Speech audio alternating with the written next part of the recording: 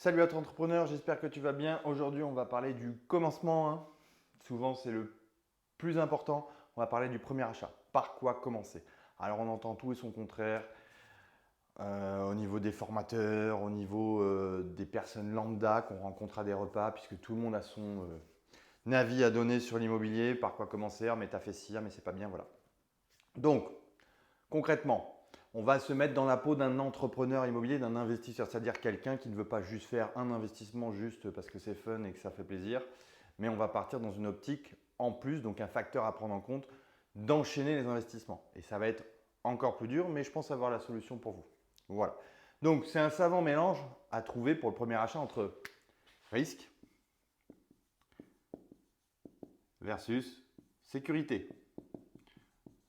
Donc on n'a pas d'expérience, on s'est peut-être formé, mais il n'y a rien de mieux que le terrain, hein. Voilà. D'aller sur le terrain, d'aller, voilà. C'est pas en voyageant à l'autre bout du monde et en étant dans des Airbnb de luxe qu'on apprend, qu'on acquiert de l'expérience. Donc, dans une optique d'entrepreneur d'enchaînement, quels vont être les critères pour le premier achat? Il va falloir dans un premier temps qu'il soit pas trop long. Donc que le projet ne soit pas trop long. Parce que pour éviter la lassitude, pour éviter les désagréments, pour tout éviter. Alors, je fais une petite aparté. Oubliez tout de suite, en premier achat, enfin ça reste mon avis, l'immeuble de rapport de 800 mètres carrés avec 1 million d'euros de travaux. Voilà, c'est de la logique. Et d'un autre côté, n'allez pas non plus sur un appartement meublé vendu loué.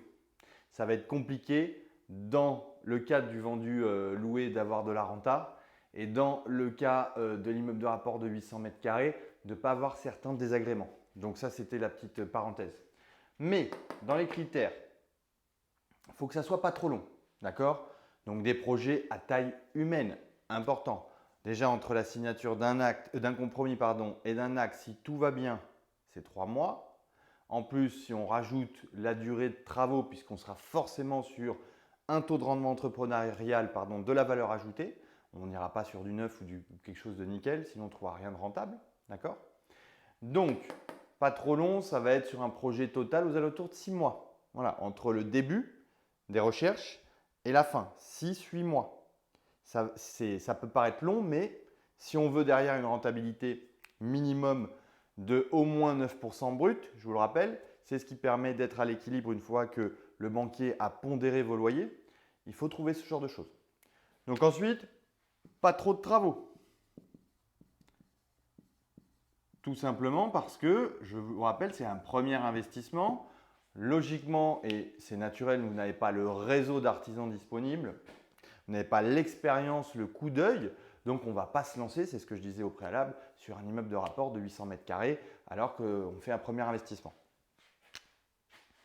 Ensuite, pas trop loin.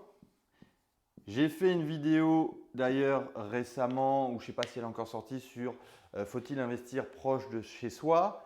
J'ai l'habitude de dire 1h30, 2h maximum. Même si en premier investissement, ça rassure d'investir dans sa ville ou dans son quartier. Mais c'est ce que je dis dans cette vidéo. Si on est dans une ville à 5 000 euros du mètre, ça va être compliqué de faire de la rentabilité. Donc gardez ça tout simplement, 1h30, 2h.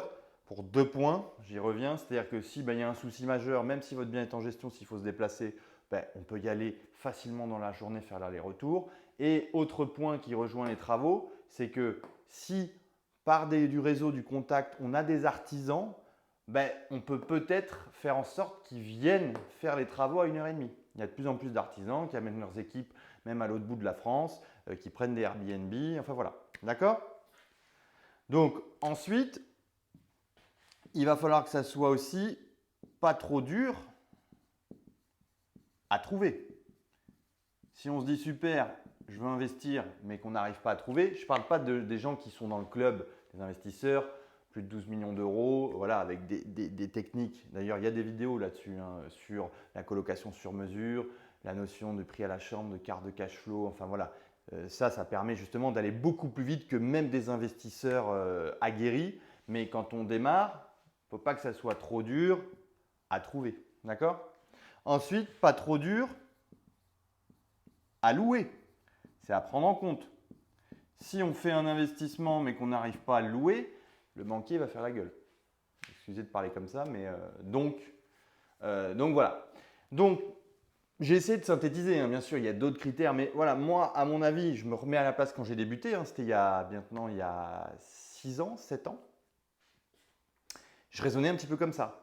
Pas trop long parce que je veux du résultat, j'ai pas envie de me lasser. Pas trop de travaux parce que pour l'instant, j'ai pas d'expérience d'une personnelle et j'ai peut-être pas sous la main les artisans compétents avec des tarifs intéressants. Je vous rappelle parce que les artisans, ils sont là, mais si c'est pour vous rénover en seconde œuvre à 1 000 € du mètre, vous ne serez jamais rentable. Pas trop loin, pas trop dur à trouver, pas trop dur à louer. D'accord? Et tout ça dans une optique entrepreneuriale d'impressionner son banquier. Ah oui, ce serait trop facile sinon. Impressionner banquier. Puisque je vous le rappelle, l'importance de la première fois, hein, à plein de niveaux. Alors, je ne fais pas de mauvais jeu de mots. Mais le but, ça va être de créer une relation de confiance avec votre conseiller et qu'il se dise, waouh, quel est ce phénomène face à moi? Premier investissement, il nous sort 500 € de cash flow pour moins de 200 000 € investis. Net, 500 € de cash flow. Donc voilà, donc c'est tout ça à prendre en compte. Les risques, la sécurité. Donc ça, tous ces critères synthétisent un peu le dilemme entre ces deux aspects. Mais il faut aussi impressionner le banquier. Parce que derrière, sinon, si on fait un premier investissement et qu'on a un effort personnel à chaque fois pour combler le crédit, on peut oublier ce banquier. Et on peut, je pense, changer de voie parce qu'il y aura un problème. Donc pour tout ça, moi je pense que tout simplement, ce qui est le plus intéressant, voilà, c'est la colocation. Alors, vous allez me dire, ah, il nous reparle de colocation. Là, je ne vous parle pas parce que j'aime ça, j'aime cette façon d'investir, même si je fais de tout. Hein. Mais tout simplement parce que si on veut quelque chose qui ne soit pas trop long, une colocation, un 80 mètres carrés, on va être sur 2 mois de travaux. D'accord? Et sur des budgets qui sont à taille humaine. Voilà. Entre 120 000 et 200 000 €, selon la ville où on va, on peut trouver une colocation. Pas trop de travaux, colocation. On tombe sur des appartements des années 60-70 où on est sur du second œuvre en général. Donc, je vous le dis, on est sur des choses que savent faire beaucoup d'artisans. Pas trop loin. Là aussi, on trouve beaucoup de colocations partout, soit en périphérie de grandes villes, soit dans des villes moyennes. Donc, ce qui fait que c'est un panel assez large et éclectique pour aller chercher dans la zone. Voilà. Donc, pas trop loin, pas trop dur à trouver.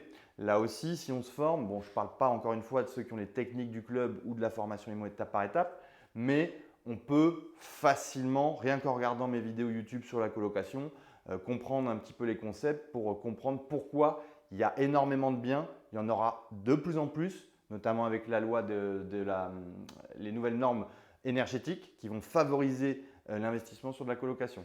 Pas trop dur à louer, il y a une énorme demande, je ne vais pas vous mentir, qui va être à mon avis renforcée avec ce qu'on vient de vivre, l'importance de créer des liens sociaux, de ne pas être isolé. Donc, elle a de beaux jours devant elle et elle a l'avantage de pouvoir réunir à la fois rentabilité. Dans le club, on est à peu près à entre 12 et 14% brut sur tout type de projet n'importe où. Et patrimoine. C'est-à-dire qu'on n'est pas dans des zones rurales à 300 € du mètre, d'accord? On est dans des villes entre 1000 et 2500 € du mètre qui ont une valeur patrimoniale, qui sont sur une tendance haussière comme l'ensemble du marché immobilier depuis 30 ans. Et tout ça, ça peut impressionner le banquier et ça peut ensuite ouvrir des portes pour enchaîner sur les investissements. Donc voilà, ce qu'il faut retenir, c'est qu'à mon avis, pour débuter, ça reste la solution idéale. Allez, affaire à suivre.